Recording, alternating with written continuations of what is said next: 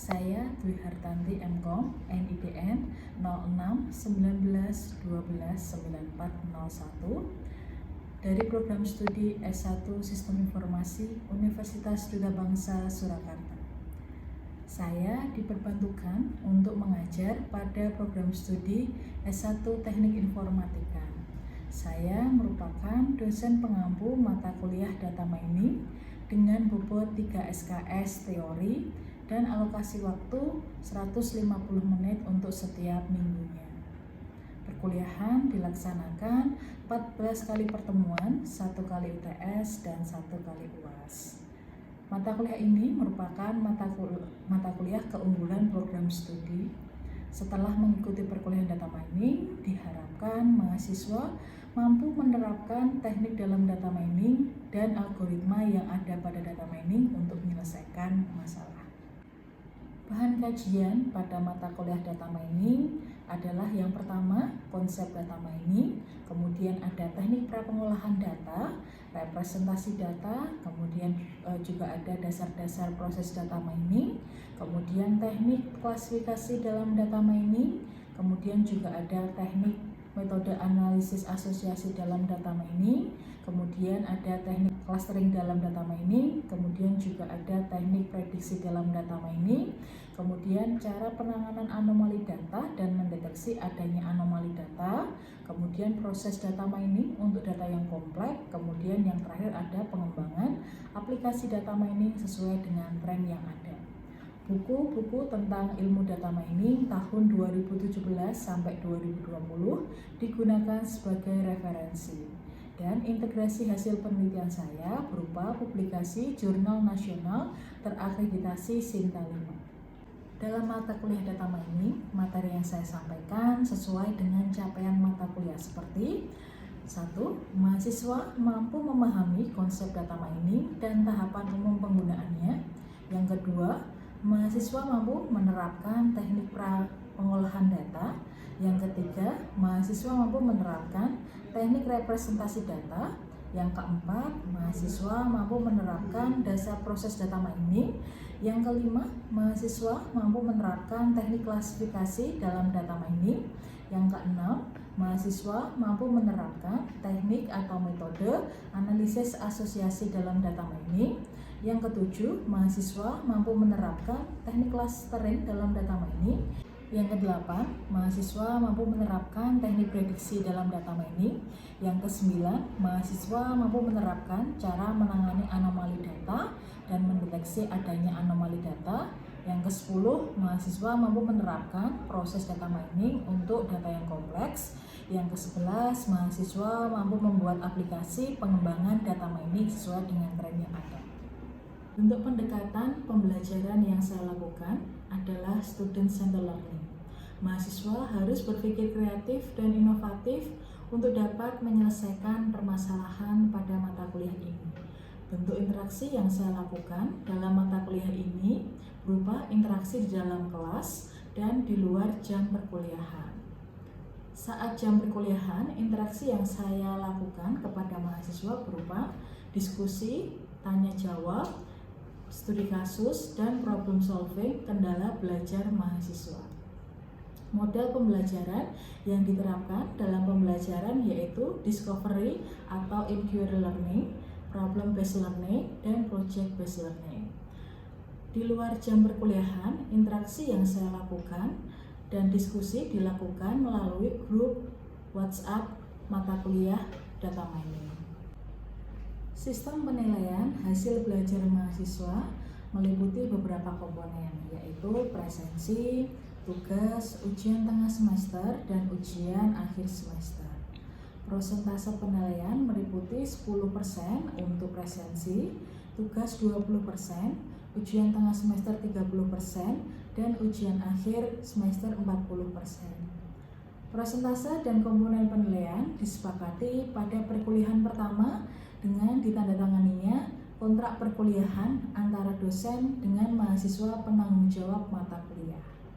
Metode pembelajaran dalam perkuliahan data mining yaitu student-centered learning.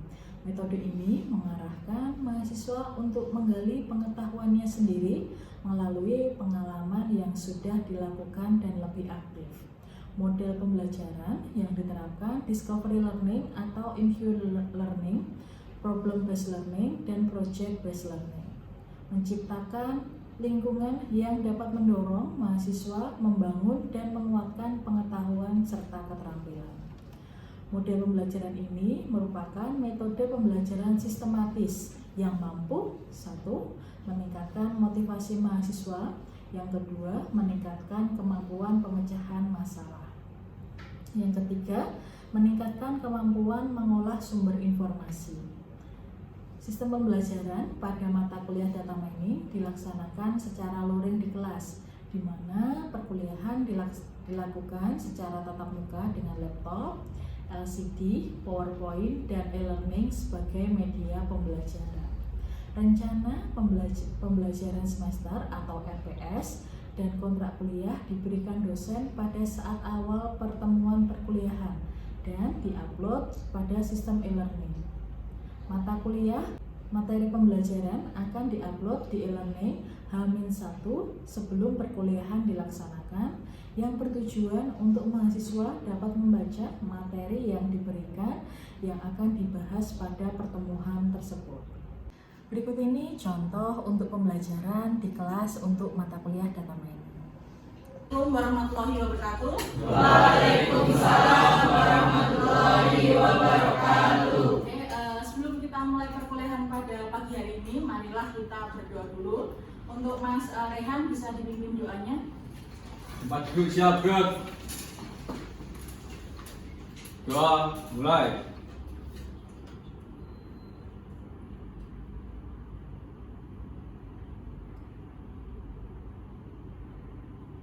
Doa selesai. Oke, selamat pagi teman semuanya. Pagi, Bu. Oke teman-teman, sebelum kita mulai silahkan teman-teman untuk absen dulu. Oke teman-teman, silahkan bisa dikeluarkan HP-nya, silahkan untuk bisa di-scan absennya. Oke teman-teman semuanya, di sini kita bertemu lagi di pertemuan yang ke-7 ya. Salam sejahtera bagi teman-teman semuanya.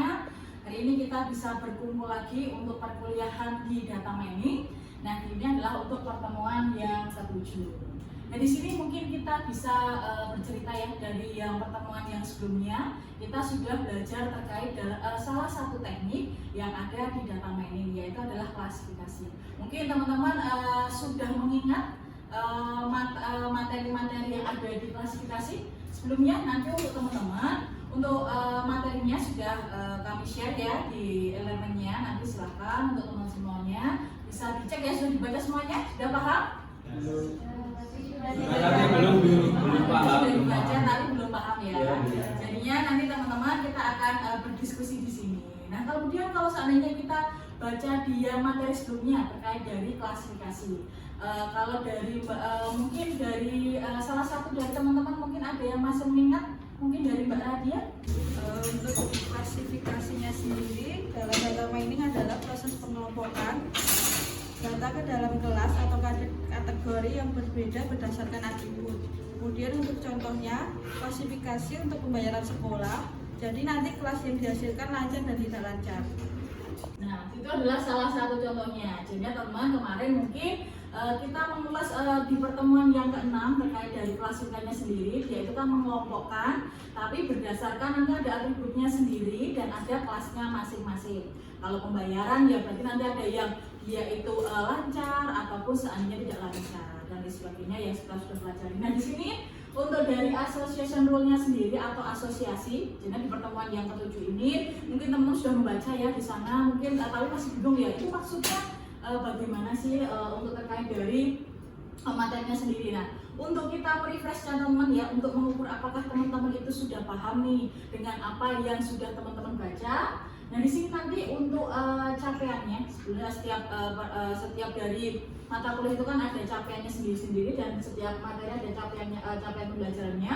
Yang pertama di sini adalah capaian pembelajarannya, teman-teman semuanya. Yang pertama adalah mahasiswa mampu mengetahui terkait dengan asosiasi. Kemudian ada juga mahasiswa mampu memahami algoritma di dalam asosiasi. Kemudian juga ada mahasiswa mampu menerapkan algoritma dalam asosiasi dalam menyelesaikan masalah.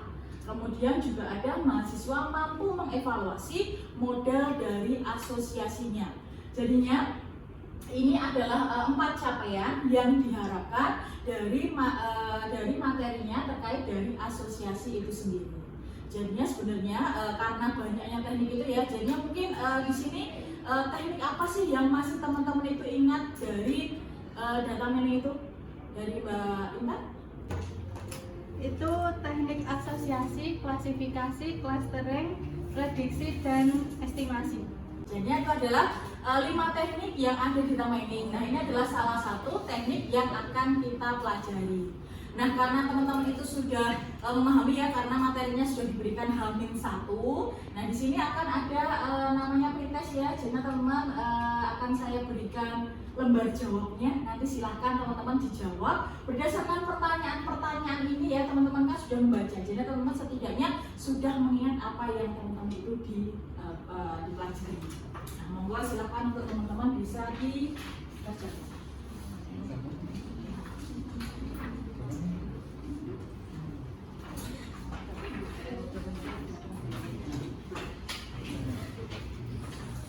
Ya teman-teman, silakan untuk dikerjakan terkait dari materi ini. Oke, sudah teman-teman, silakan untuk bisa dikumpulkan. Dikumpulkan ke depan, monggo silakan hasilnya bisa dikumpulkan di depan, diberikan nama identitasnya sama NIM-nya. Dikumpulkan di depan, nanti akan diskusikan.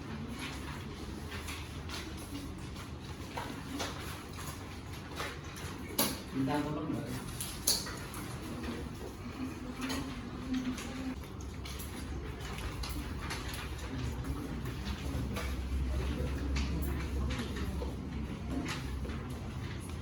Oke, berdasarkan hasil dari hasil belajarnya teman-teman ya, di sini masih ada beberapa yang sudah bisa menuliskan apa itu dari asosiasi. Dari soal-soalnya ini ada yang masih beberapa ada yang belum paham. Nah, untuk memahamkan teman-teman terkait dari asosiasi itu sendiri, jadi teman-teman di sini mungkin sudah disampaikan oleh dari Mbak Intan kalau seandainya dari teknik data mining itu sebenarnya ada beberapa tekniknya. Nah, di sini untuk teman-teman salah satu teknik yang ada di data mining yaitu adalah asosiasi. Jadi teman-teman bisa dengan association rule. Nah, di sini nah, asosiasi itu apa sih? Ketika teman-teman itu mendengarkan asosiasi itu maksudnya bagaimana? Mungkin ada gambarannya dari teman-teman. Asosiasi itu apa ya? Kemudian asosiasi itu yang bagaimana? Ya, mungkin teman-teman di sini ada yang sudah tahu penggambarannya bagaimana? Oke ya, jadi teman-teman nanti kita sharing ya. Jadi begini, nah di sini asosiasi itu yang bagaimana? Nah, di sini ada yang namanya association rule. Nah, association rule itu yang bagaimana sih? Jadinya dia itu analisis asosiasi atau association rule mining adalah teknik data mining untuk menemukan aturan asosiatif antara suatu kombinasi item. Jadinya biasanya asosiasi ini teman-teman bisa digunakan dalam kehidupan sehari-hari. Seperti halnya ketika teman-teman itu membeli roti, biasanya juga membeli apa? Minum ya. Kadang-kadang teman-teman ketika membeli roti, teman-teman juga membeli susu. Oh, ketika membeli roti, teman-teman itu juga membeli mentega. Ketika membeli roti, teman-teman itu juga membeli meses atau dan lain sebagainya. Karena kan itu kan kayak seperti halnya teman-teman itu pasangannya. Nah, di sini teman-teman itu dengan analisis asosiasi ini akan membantu teman-teman itu dalam memanajemen. Kalau seandainya teman-teman itu ada suatu toko, jadinya memanajemen teman-teman itu untuk dari segi hal-hal yang bisa diimplementasikan. Nah, di sini teman-teman kalau dari asosiasinya sendiri contohnya nih. Nah, contohnya di sini ada aturan asosiasi analisa pola pembelian di suatu pasar swalayan, yaitu dapat diketahui berapa besar kemungkinan seorang pelanggan membeli roti bersama dengan susu. Pertanyaan tadi, ketika teman-teman itu membeli pasta gigi, biasanya juga membeli apa? Sikat Kita juga membeli sikat gigi. Kalau seandainya teman-teman itu membeli sabun mandi, biasanya juga membeli sabun, juga membeli sabunnya. Nah di sini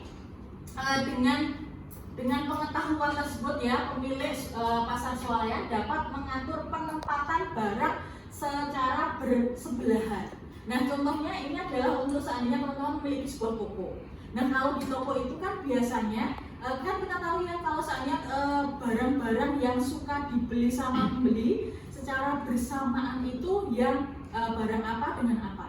Nah contohnya di sini teman-teman itu tujuannya dari asosiasinya ini, teman-teman itu bisa untuk mengetahui atau mengatur penempatan barangnya. Mungkin ada contoh yang lainnya yang bisa teman-teman ini terapkan kalau untuk yang kasus dari asosiasinya sendiri ini. Mungkin dari Mbak Tiara. Ya, untuk implementasinya contohnya itu untuk penataan barang, terus penataan promo dan restock barang.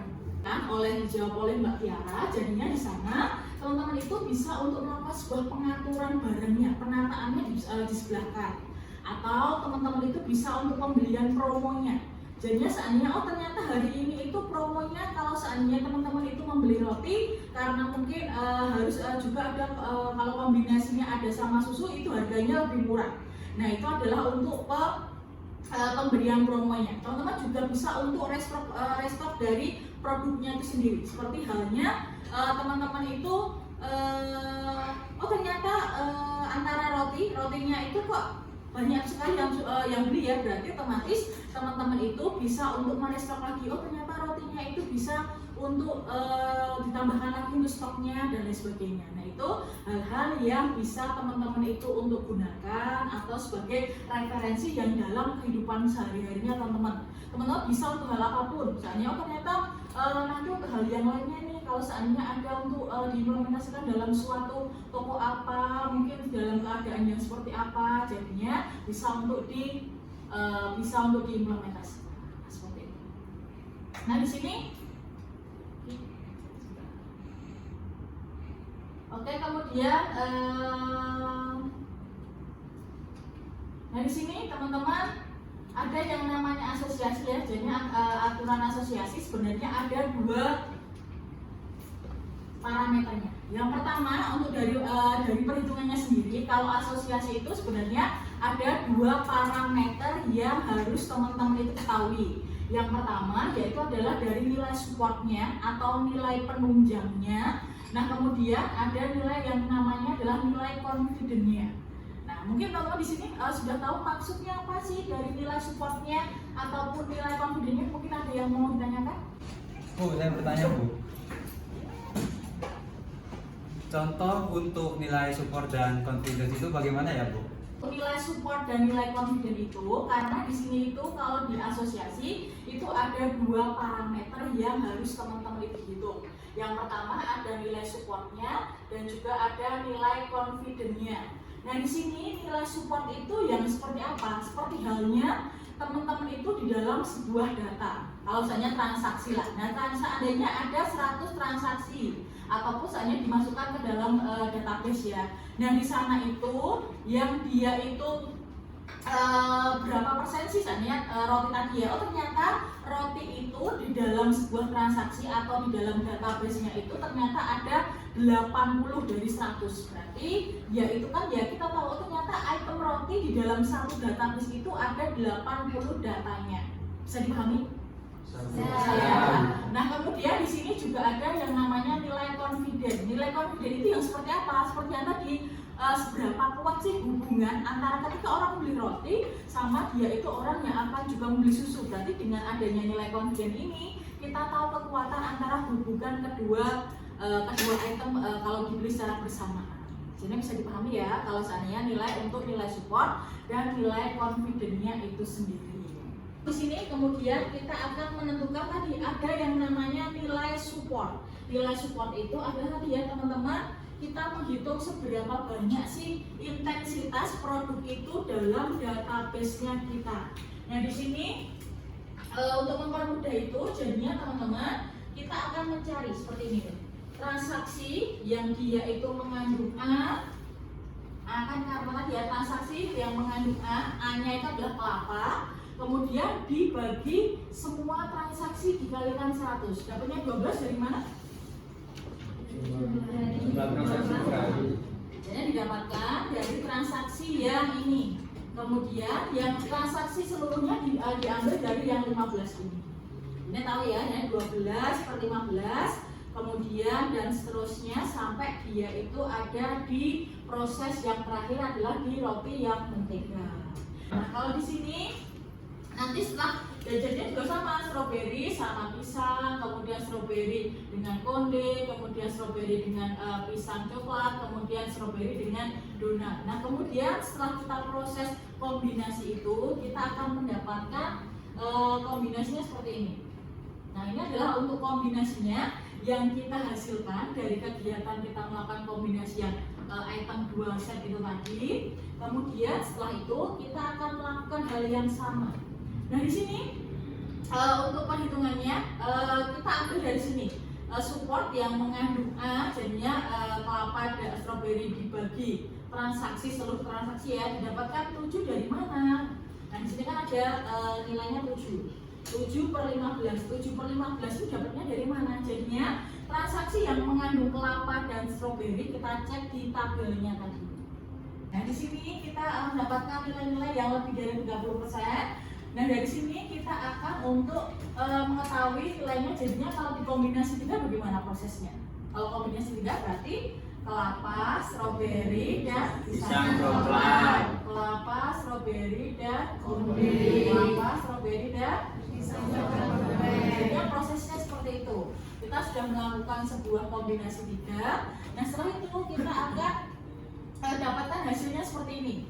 Ini adalah untuk hasilnya. Kalau nilainya kok dapatnya dari 2, dari mana ya Bu? Nah, untuk nilainya didapatkan dari 2 juga sama seperti tadi. Kita cek di tabelnya tadi. Oh, transaksi yang mengandung kelapa, stroberi, dan pisang coklat itu ada berapa? Oh, ternyata dia itu ada salah satu yang kosong. Berarti dia itu tidak untuk dihitung. Harusnya 3-3-nya itu sudah lengkap, semuanya bisa untuk digunakan. Jadi di sana akan mempermudah kita dalam menghitungnya. Setelah kita proses untuk hitungnya dan sebagainya, didapatkan nilainya yang seperti ini, dapatkannya juga sama. Nah, kemudian setelah itu kan karena di sini kan kita tidak bisa ya mengkombinasikan lagi, kemungkinan nanti kombinasi yang selanjutnya itu nilainya semakin kecil, berarti kita stop di kombinasi yang ketiga. Nah, untuk pembentukan asosiasinya sendiri, nah kita dapatkan seperti ini nilai confidence-nya. Transaksi yang mengandung A dan B dibagi transaksi yang mengandung A. Jadinya prosesnya seperti ini, dan di sini juga sama. Teman-teman, kita memberikan untuk nilai minimum confidence-nya, yaitu adalah 70% yang kita sebagai contohnya. Nah, di sini untuk asosiasinya sendiri ya. Jadinya jika membeli kelapa maka akan membeli stroberi. Nah, di sini dapatnya dari mana? Nah, dapatnya kita cek di yang namanya di kombinasi 2, yang dia itu sudah selesai ataupun seandainya sudah yang dia itu memenuhi dari nilainya sendiri. Nah, di sini kelapa dan dia itu adalah stroberinya. Nah, di sini kita dapatkan juga sama. Jadinya jika membeli roti stroberi dan kelapa dan stroberi, maka dia itu akan membeli stroberi. Kemudian jika membeli stroberi, maka dia itu akan membeli kelapa. Jadi di sini adalah untuk ketika dia itu membeli roti kelapa, dia itu juga akan membeli roti stroberi, ataupun ketika kita membeli roti stroberi, kita itu akan juga membeli roti kelapa. Nah, di sini dapatnya dari mana? Kita dicek di sini transaksi yang mengandung A dan B. Berarti kan ini A, ini A, dua-duanya kelapa dan stroberi itu A dibagi transaksi yang mengandung A. Jadi A-nya adalah ini. Ini A, ini B, kemudian A-nya adalah yang ini. Jadi dapatkan nilainya sama, kita dicek di tabel yang transaksinya tadi. Nah, di sini teman-teman untuk menguji teman-teman itu seberapa paham dari penjelasan yang akan kita yang jelaskan tadi terkait dengan perhitungannya. Silahkan teman-teman bisa beranggota kelompok ya, silahkan untuk mendiskusikan dari soal ini. Terkait soal ini yang bisa teman-teman itu selesaikan dengan anggota kelompok.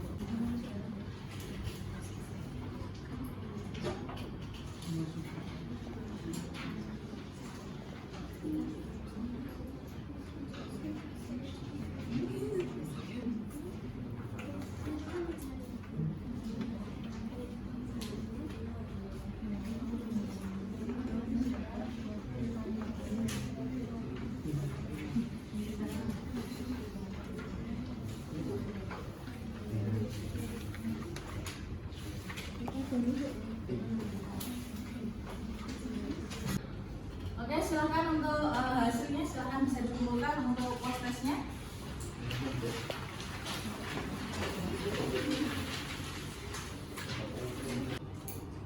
Oke, teman semuanya, ini adalah untuk hasilnya teman-teman. Nanti kita akan bisa cross check kembali ya. Kalau kita lihat dari hasilnya antara pre-testnya sama post testnya, untuk hasilnya lebih baik dari post testnya. Iya. Ya, karena teman-teman kan sudah paham ya setelah kita jelaskan apa sih dari pertanyaan-pertanyaan ini, dia konsepnya seperti apa. Nah, seperti itu. Bedanya kalau di sini kita review ya dari post testnya itu sendiri, apa yang Anda ketahui tentang association rule? Jadinya dia itu teknik yang ada di data mining untuk kita menganalisa kombinasi dari itemnya itu.